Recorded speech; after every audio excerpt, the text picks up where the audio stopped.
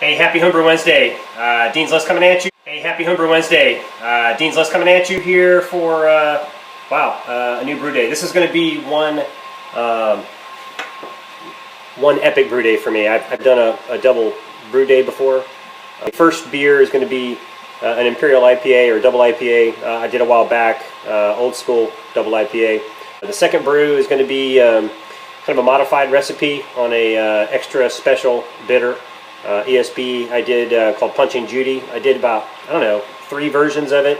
I actually sent some to the Sam Adams long shot competition. Got some pretty good scores back, but I didn't make it to the next round. Changed some of the malts. I really like the Gold Pills Vienna malt, the US malt that I used just recently in another beer that I did. So I replaced some of the malts in there with some Vienna, kind of changed it up a little bit. We'll see what happens. So now I think the way I've got the shelf set up here, I can do some filming and maybe get some of the hop drops. You'll see in a minute. I'll show you the grain bill. So I'm going to go take a quick shot of the ingredients here. On this side here we have my old school double IPA. So I got a bunch of pale malt, US pale malt. I've got caramel malt 10. I've got carapels obviously. And then I have a whole bunch of hops, mix of Simcoe, Columbus, and Citra, and a couple of packs of Chico yeast.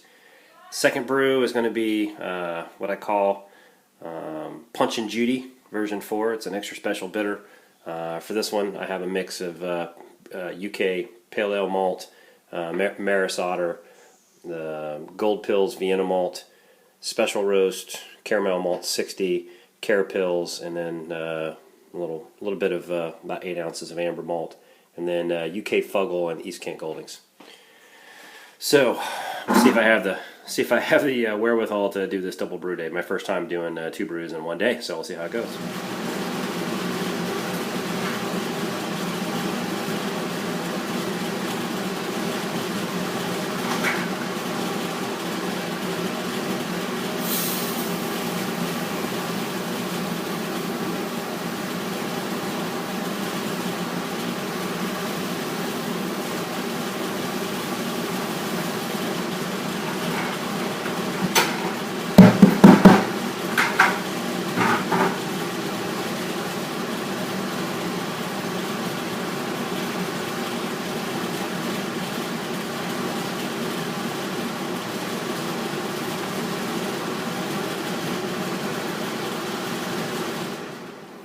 Okay, here's the grain.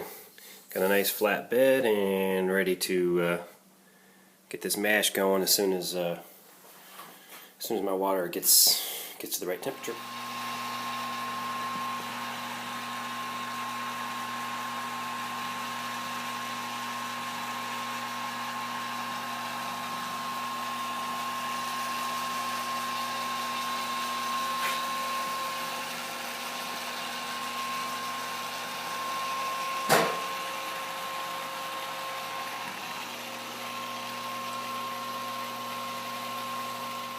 Okay, we are just about 3/4 of the way through the mash. So get the mash recirculating through, and I've actually cranked the temperature up to 159 because I wanted to try to get a little more body and malt backbone out of my IPA. You can see here I got a nice recirculation whirlpool going on. So everything's on target. Okay, so I'm starting my sparge. See there, I got a nice color coming out from my old school double IPA. Got a nice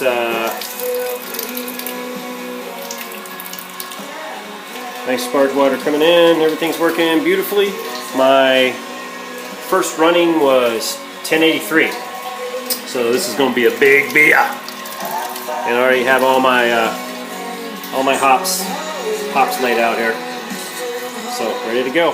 Hey, while I'm brewing, I'm gonna have a nice tasty beverage. I won't tell you what time of day it is, but I am having a Union Jack IPA in a glass that I got from a brewery in Omaha, Nebraska called Brickway Brewery.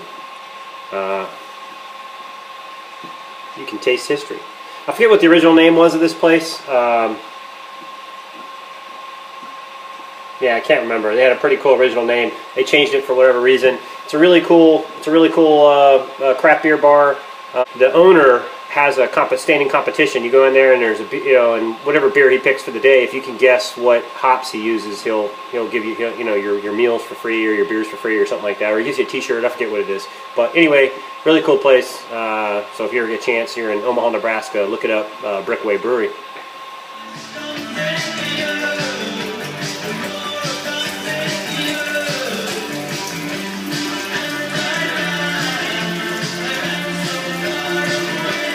Top drop, 50 minutes.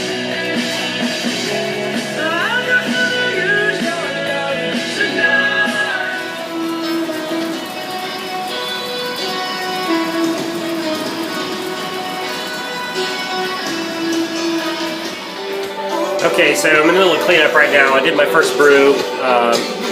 My wife changed my plans because I think she's gonna get her a new car today. So she's kind of excited. So she wants me to finish the brew day tomorrow. So it didn't come out too badly. I hit 1076 for my. Actually, I'm sorry. Yeah, 1076 for my OG. My target was 1081. Actually, last double IPA old school was 1077, so 1076 is pretty good. I got a lot more volume this time because I used the hop blocker, I used a whirlpool, and I created a hop cone, so I got a lot more volume, so I think it's going to work out. So anyway, I'll see you back here tomorrow. Cheers. Okay, it's time for brew 2. The ESB, as you can see, filling up my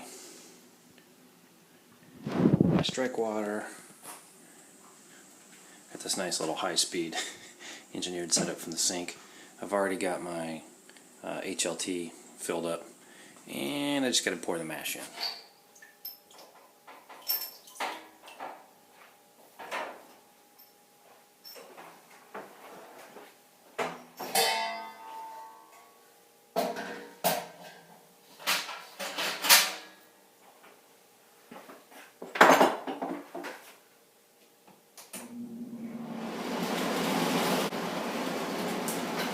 Second batch.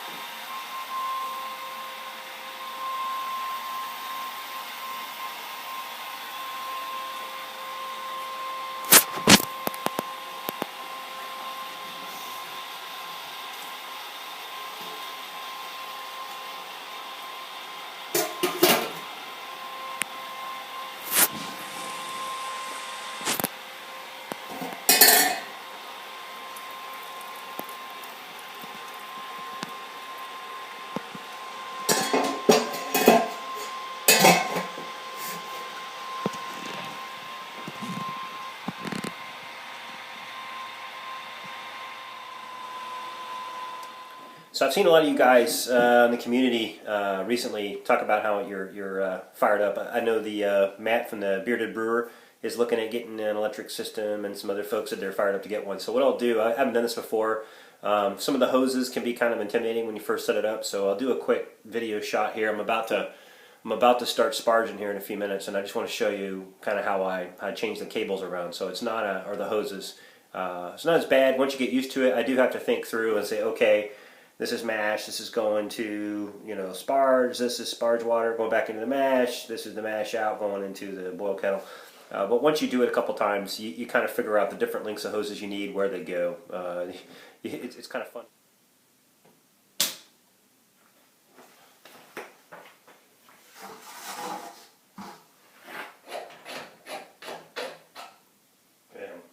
Closing off the mash so I can take its hose and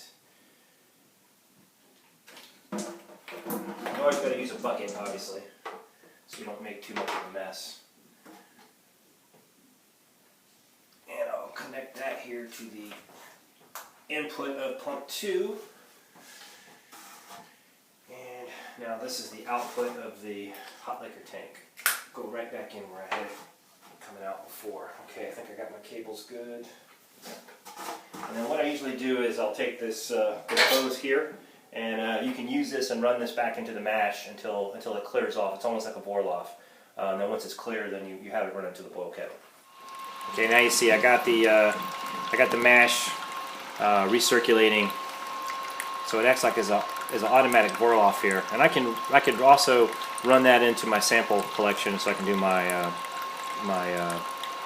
runoff gravity. But I just let that go until it clears up. Try to get it at about the right trickle that I want.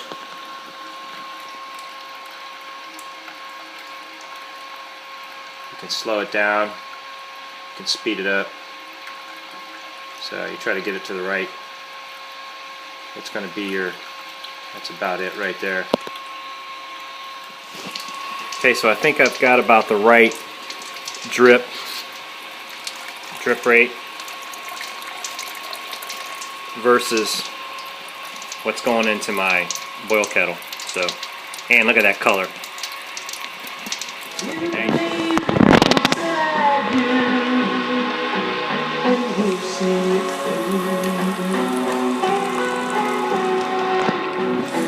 Life can be short or long, and you raise the got to do. Cheers. Love me some 70s tunes.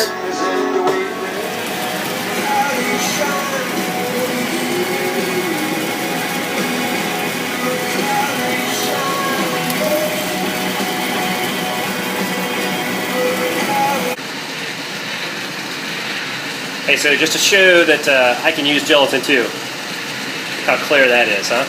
I call this a Vienna Pale. It's cum laude. Cheers. So okay, so I finally finished with the brew day. Actually, it ended up being 2 brew days because my wife went out and got a new car yesterday. So good for her, and it was a good break to go and test drive. These new cars are like crazy smart. Anyway, so today I finished. Yesterday I did the double IPA. Today I did the Punch and Judy extra special bitter. Came out at 1069 for my original gravity, and that was, I don't know, 3 points off what I was supposed to be, but I think I'm going to be fine. I think it's pretty close to what I did last brew. So really exciting thing I want to talk about is, and I'm probably going to post this homebrew Wednesday this weekend, rather than wait until Wednesday, because you know what, why not? Anyway, I got some beers from a very cool guy named Steve Molson.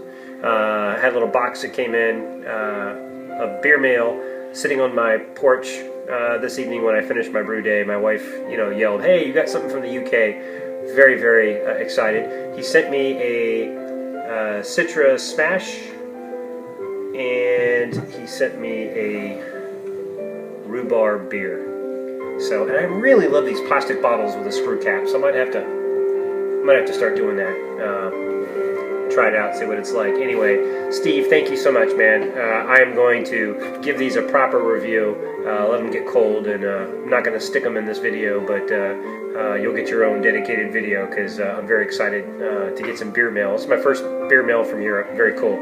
Anyway, hey, Happy Homebrew Wednesday, and look forward to seeing all your videos this week. Cheers.